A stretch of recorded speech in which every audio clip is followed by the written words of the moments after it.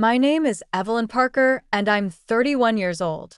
If you had met me 5 years ago, you'd never believe I'd end up here, alone, far away from the town where I was born, carrying a name I no longer use, and living under a sky that still feels foreign no matter how many sunsets I watch. I grew up in a small town in northern Illinois, where everyone knew everyone and secrets were like ghosts. You couldn't see them, but you always felt them breathing down your neck. My father, Richard Parker, was a man of impossible pride, the kind of man whose word was law and whose stare could silence even thunder. He believed in control, in image, in legacy. To him, family wasn't love, it was a business, and every one of us was an investment. My mother was gone before I turned 17. She had packed her life into 2 suitcases and left in the middle of a snowstorm, never looking back. My sister, Hannah, was the golden child, 2 years younger, sweet-faced and soft-voiced, with a way of making people believe she was innocent even when she wasn't. I, on the other hand, was the fighter, the one who talked back, who questioned his rules, who didn't fit into the mold of the perfect Parker daughter. For years, that defiance cost me peace, but it also gave me something no one else in that family had: the courage to leave. But I didn't leave soon enough. The night my father called me back to the house I swore I'd never step into again, was the night my life broke in half. It was the night he said, in his cold, detached voice, "You will pay your sister's debt, Evelyn." I remember standing there, holding my phone, my heartbeat so loud I could barely hear him. "Her what?" I asked, thinking it was another one of his cruel lectures. "Her debt," he repeated, sipping his whiskey, his eyes gleaming with that familiar disappointment. "She owes $70,000 to men who don't forgive. You'll pay it." Just like that. No emotion, no request, just a command. As if I were still the obedient daughter who'd once stayed up nights trying to earn his approval. I laughed, bitterly. Why would I pay for her mistakes? He looked at me like I'd spat in his drink. "Because she's family. Because you owe this family everything." And something inside me snapped. I told him I was done, that he could fix Hannah's mess himself. His voice turned venomous. "You walk out that door, Evelyn, and you are no longer my daughter." I did. And I never went back. I disappeared that night without a word, without a goodbye, leaving my phone, my accounts, my apartment, everything behind. I became someone else. When I disappeared that night, I didn't have a plan, just an instinct. I remember driving until the gas light blinked red, the dark country road stretching endlessly ahead of me. The rain was relentless, hammering against the windshield like it wanted to drown every thought in my head. I didn't know where I was going. I just knew I couldn't go back. The last words my father said to me, "You are no longer my daughter," echoed over and over, each repetition cutting deeper until I didn't even feel pain anymore. Just numbness. When I finally stopped, it was outside a diner on the edge of a small town I'd never heard of. The sign flickered half-dead neon letters, "Maggie's Place." It smelled of grease and coffee and warmth, the kind that felt foreign after years in my father's cold mansion. I sat in a booth, dripping wet, staring at the steam rising from my cup, wondering if I'd just destroyed my life or saved it. The waitress, a woman in her 50s with kind eyes and rough hands, looked at me like she knew. "Rough night?" she asked softly. I almost laughed. Rough life, more like it. Her name was Maggie, the owner herself, and she had a way of making you feel like you'd been coming there forever. I didn't tell her my real name. "Eva," I said instead. It slipped out so naturally that I almost believed it. Eva, the beginning of something new. Within a week, I was working there, washing dishes, wiping tables, trying to piece together what survival meant when your entire identity was gone. I rented a small room above the diner, with creaky floors and a window that looked out onto the main street. For the first time in my life, I had no one to impress, no one to fear. I woke up early, worked long hours, and fell asleep to the sound of rain on the roof. It was quiet, simple, and for a while it was enough. Until the nightmares started. Night after night, I saw Hannah's face, pale and trembling, reaching out to me through smoke and darkness. I'd wake up in a cold sweat, heart racing, wondering if she was alive. A part of me hated her for dragging me back into that world, but another part couldn't forget that she was my sister. Blood, no matter how tainted, has a way of whispering even when you try to block it out. Months passed. I saved every penny, stayed invisible. But fate doesn't like to be ignored. One morning, Maggie handed me a letter. No return address. My hands shook as I opened it. Inside was a single line, written in my father's unmistakable handwriting. Your sister is gone. Are you satisfied now? The words burned. I dropped the letter like it was poison. My knees went weak. Gone? I didn't even know what that meant. Dead, missing, or something worse. I read it over and over, hoping I'd misread, but the ink didn't change. The man who had never said, "I love you," had written something crueler than any goodbye. That night, I couldn't sleep. The rain came again, and with it came guilt. A crushing, suffocating guilt. I left everything behind.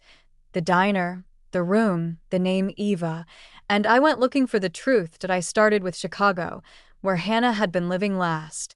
I found her old apartment, but it was empty. The landlord said she'd moved out months ago, with some men in suits. He didn't ask questions. Nobody did. The neighbors remembered late-night arguments, loud music, and a boyfriend who looked dangerous. I traced her steps from bars to pawn shops, from shady clubs to places where nobody used their real names. At every stop, I felt her presence fading, like she was a ghost I was chasing too late. Then one night in a bar on the south side, I heard her name. Hannah Parker? Yeah, I remember her, the bartender said. She used to come here with Vincent. That name stopped me. Vincent. I'd heard it once before from my father's business calls, whispered like a curse. Vincent Hale. The man everyone in town knew was powerful, dangerous, untouchable. My father owed him favors, and now, it seemed, so did Hannah. My blood ran cold.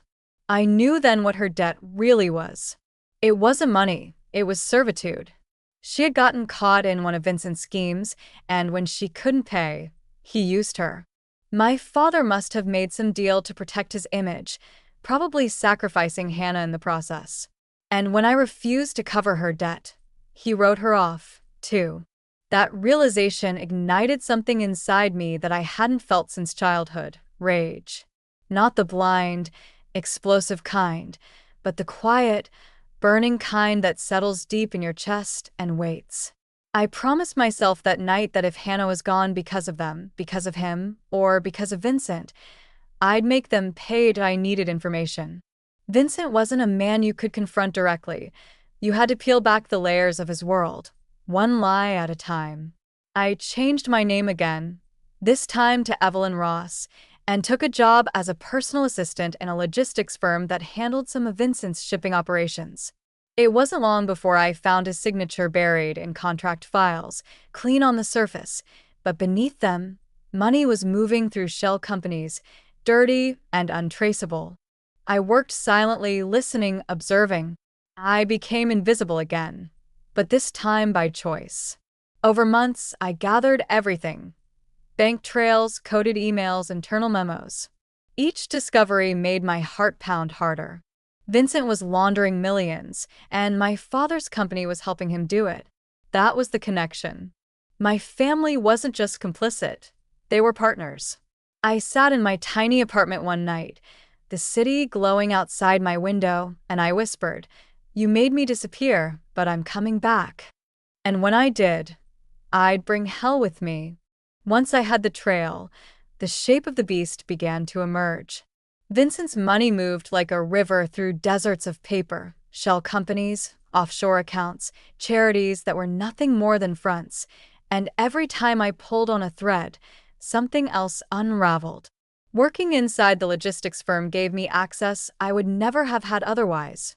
Shipment manifests, invoices with falsified amounts, emails with coded language, and most importantly, names. Names led to people, and people had weaknesses. I learned how Vincent operated. He bought loyalty and fear in equal measures. He used men with good reputations as shields, and he silenced women with promises that were never kept.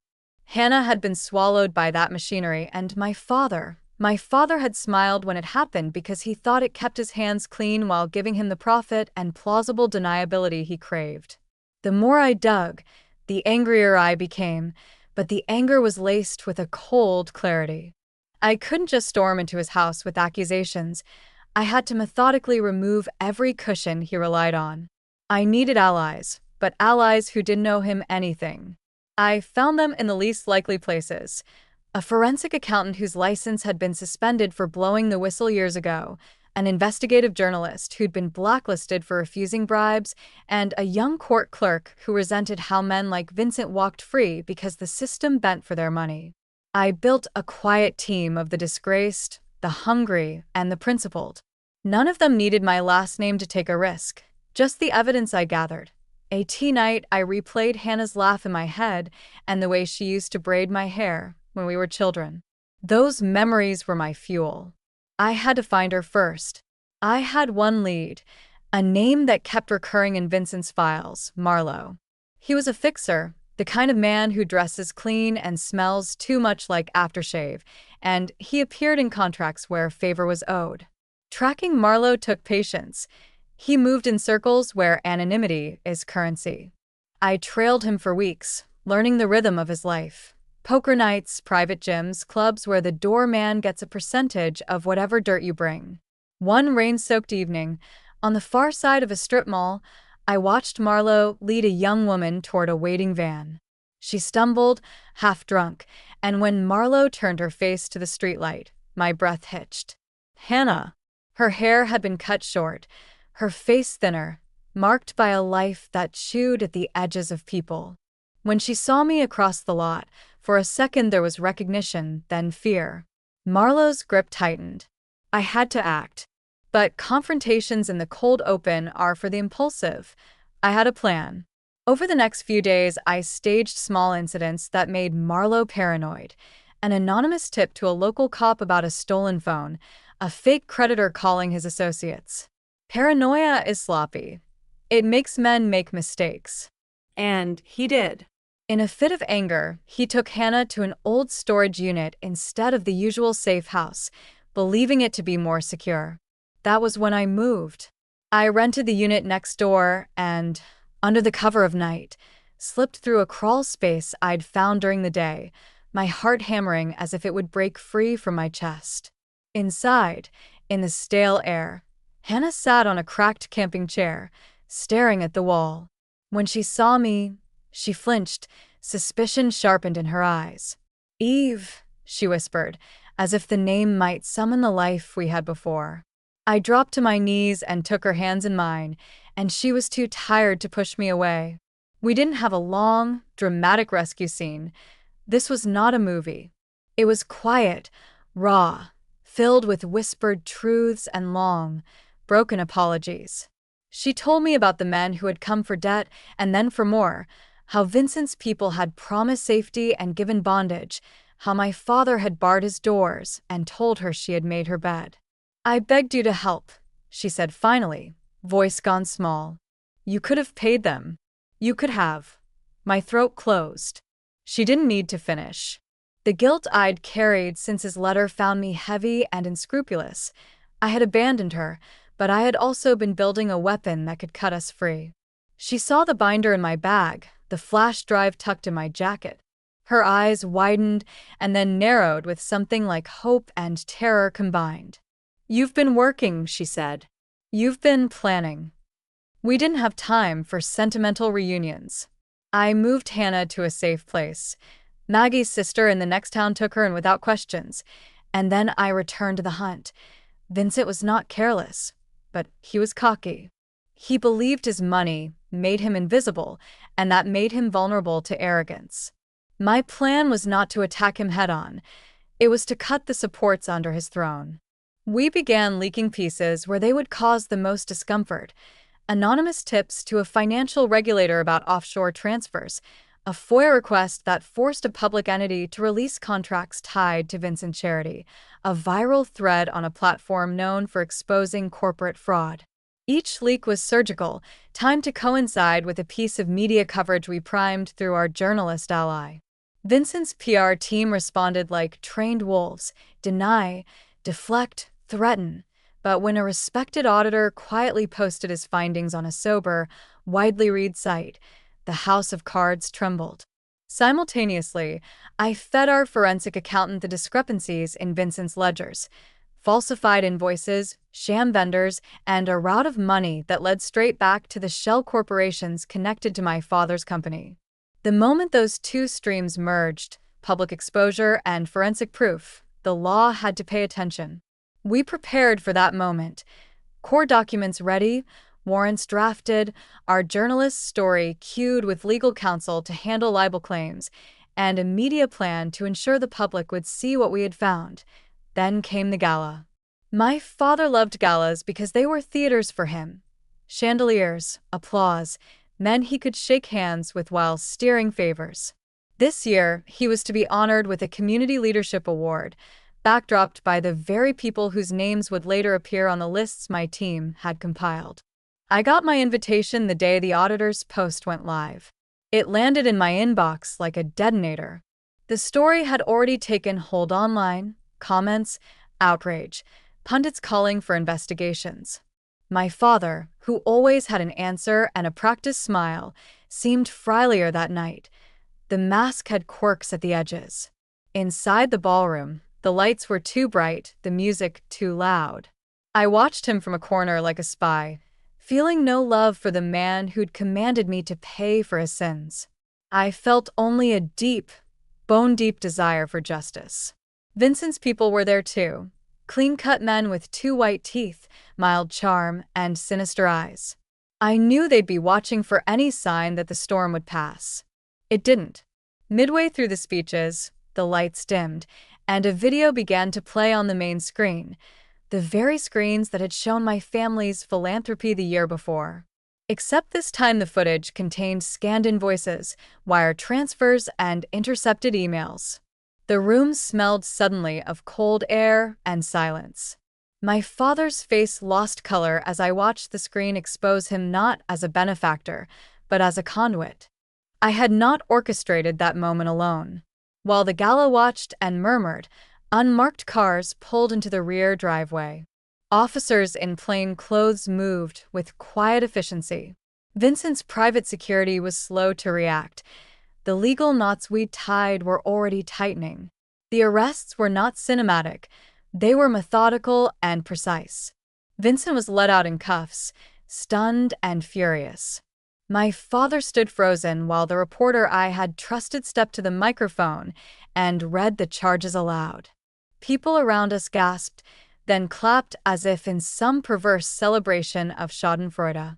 Hannah was safe in Maggie's sister's house, but she watched the live stream like the rest of the city, trembling with a mix of vindication and sorrow. I felt no triumph in the immediate aftermath, only the hollow echo of everything lost and the knowledge that some debts, the moral ones, had finally been called. When the lights of that gala dimmed and the cameras flashed like lightning across the storm I had unleashed, I realized something chilling. Justice, even when earned, comes with a cost. The next morning, the headlines screamed of scandal and downfall, but the words "family betrayal" burned like acid every time they appeared beside my name. My father's company's stock crashed, his partners fled, and overnight the empire he'd built on deceit turned into a crater of lawsuits and accusations. I should have felt satisfaction, but I didn't. I felt heavy. Hannah called me that night. Her voice trembled, soft, wounded. "You did it, didn't you?" I wanted to say we did it, but she wasn't ready to share that victory yet. There was relief in her tone, but also grief. Grief for the father we lost long ago, the illusion that he could ever love us more than his reputation. "What will you do now?" she asked. I didn't know. The fight that had consumed me for years had ended, and I stood on the ashes of it wondering who I was without the war. But beneath the exhaustion there was something else. Peace. Fragile but real. I had faced the ghosts that had haunted me since that night I left home, and though they didn't disappear, they lost their power to control me. Days blurred into weeks. Investigations deepened, trials loomed, and the city's gossip machine turned our lives into public entertainment. Strangers sent me letters calling me brave. Others called me a monster for destroying my father. But those who truly knew the cost of survival understood that sometimes destruction is the only path to rebirth. Hannah began therapy with Maggie's help, and for the first time in years, she started painting again. I visited her one afternoon in that sunlit apartment where plants grew in recycled jars, and she showed me a canvas, an ocean under a sky of fire. "It's what freedom feels like," she said. I cried then, quietly, not from sadness, but from an overwhelming sense of release. I told her I was thinking of leaving the city, of starting over somewhere new where my name didn't precede me, and she smiled. "Do it, Eve," she said. "You earned your tomorrow." That night I booked a train instead of a flight. I didn't want the sterile detachment of airports or the luxury of first class. I wanted to feel the hum of the rails beneath me, the slow unfolding of distance, the rhythm of departure that didn't erase the past but carried it gently into the horizon. But fate wasn't done with me yet. 3 days before I was set to leave, a letter arrived, handwritten, bearing my father's seal from prison. My hands trembled as I opened it. His words were cold at first, rehearsed as always. Denials, self-justifications, a plea that I understand the necessity of his choices. But toward the end, his handwriting faltered, and the mask slipped. "If there is any part of me left in you," he wrote, "know that I saw what you did and I was afraid, not of exposure, but of you becoming what I am." I stared at those words until the ink blurred. He still didn't understand that I hadn't become him. I had broken the cycle. I didn't burn the letter. I folded it, placed it in the drawer of my desk, and left it there as a relic of the man who raised me in fear and taught me by contrast what strength truly means. The day I left, the city was bathed in gold light. Hannah stood at the station, her hair grown out again, her smile small but real. "Promise me one thing," she said as the whistle blew. "Don't disappear this time. Just live." I promised. The train moved slow at first, gliding past the outskirts where graffiti marked the walls like memories. As I looked out, I realized something profound. Revenge had been the bridge, but forgiveness, even if incomplete, was the destination. The world outside stretched vast and unmarked, waiting for me to paint it with colors of my choosing. Somewhere between the miles, my phone buzzed with a message from Maggie, a link to an article about a whistleblower protection group offering me a position. They wanted me to help others expose corruption the way I had. I smiled.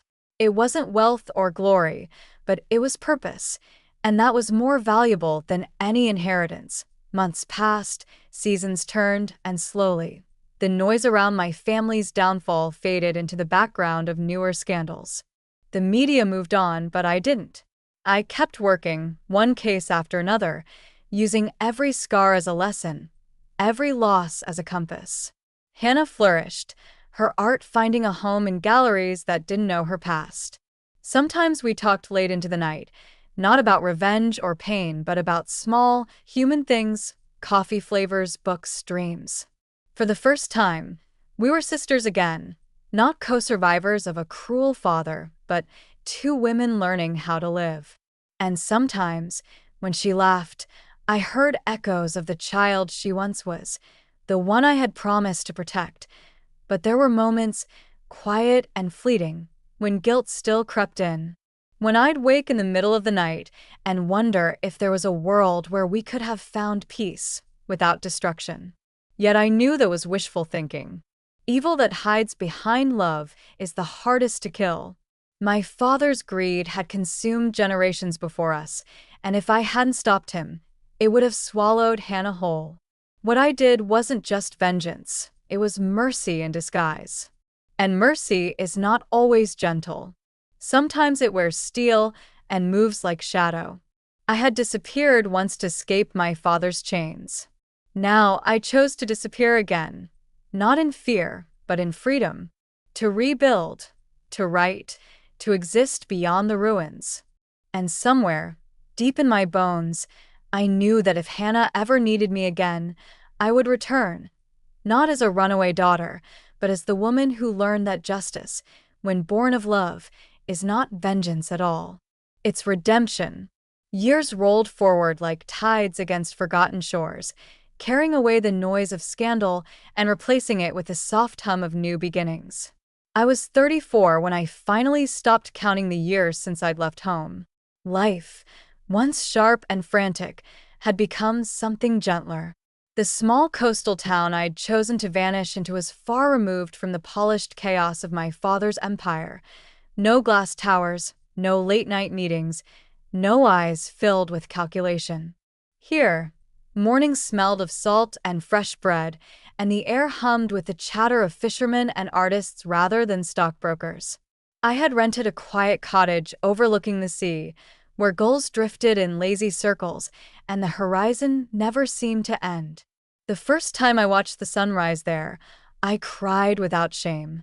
The world felt new again, untouched. For the first time, I belonged to no one's expectations, no one's debts. I was simply Eve, a woman who had walked through hell and chosen to keep walking. Sometimes I'd wake before dawn and walk barefoot along the shoreline, the sand cold and damp beneath my feet. The sea reminded me of everything I'd lost and everything I'd earned. It was unpredictable, merciless at times, but always honest. Unlike people, it never pretended to be kind. There was comfort in that. I began writing, not about revenge, not even about my father, but about survival. Small essays, reflections, stories of women who had been silenced and found their voices again. I shared one anonymously online, and it went viral within days. Messages flooded in from strangers, women from across the world thanking me for saying what they never could. Some said they saw themselves in my words. Others said they finally had the courage to walk away from the people who broke them. I realized then that my story wasn't just mine anymore. It had become a lifeline for others. Pain, when shared, transforms. It no longer chains you. It frees someone else. One morning, as the waves crashed softly outside my window, my phone buzzed. It was Hannah. She sounded breathless, excited, alive. "Eve, you're not going to believe this," she said. "They want to feature my art in New York. The same people who once turned me away because of our family name." I could almost see her smiling through the phone, light pouring back into her life piece by piece. I told her how proud I was, and for a long moment, neither of us spoke. We didn't need to. The silence was filled with everything we had survived together. The nights of hunger, the insults, the fear, the loss, and finally, the triumph. Before hanging up, she said softly, "Dad's gone." My breath caught, but not out of grief. Just release. He had passed in his sleep, leaving behind nothing but a trail of unfinished apologies and a family name that no longer held power over us. "What will you do?" asked her. "Live," she whispered. "Just live." That night, I lit a candle by the window and watched its flames sway in the sea breeze. My father had been both my curse and my catalyst. Without his cruelty, I might never have found my strength. Without his betrayal, I might never have learned what loyalty truly meant. And though I couldn't forgive him entirely, I found myself no longer angry. He was a product of his own unhealed wounds, and I had chosen to break the pattern. That realization didn't erase the past, it transformed it. Pain became purpose. Hate became understanding. I closed my eyes and whispered into the darkness, You don't control me anymore." The sea answered with a roar that felt like applause. Years later, when people would read my story in print, a memoir that began as journal entries by the sea, they would ask how I survived it all. My answer was always the same: by choosing to start again, no matter how much was lost. The truth was, I had not been destroyed by my father's greed, nor by the years of silence that followed. I had been reforged. Life, like the ocean, tests us not to drown us but to teach us how to breathe underwater. And as I stood on that same beach years later, watching Hannah's name light up art galleries across the world, I realized that survival wasn't the end of my story. It was the beginning of something infinite. So, if you're listening to this now, if you've ever been betrayed, forgotten, or pushed to the edge of your worth, remember this: disappearing isn't running away. Sometimes it's the only way to be found again. My name is Eve Carter, and this is the story of how I stopped living in other people's debt and started living for myself. Tell me, where are you watching from tonight? And before you go, rate this story below, because every soul who listens reminds me that no pain, no loss, no heartbreak is ever wasted when it leads you home.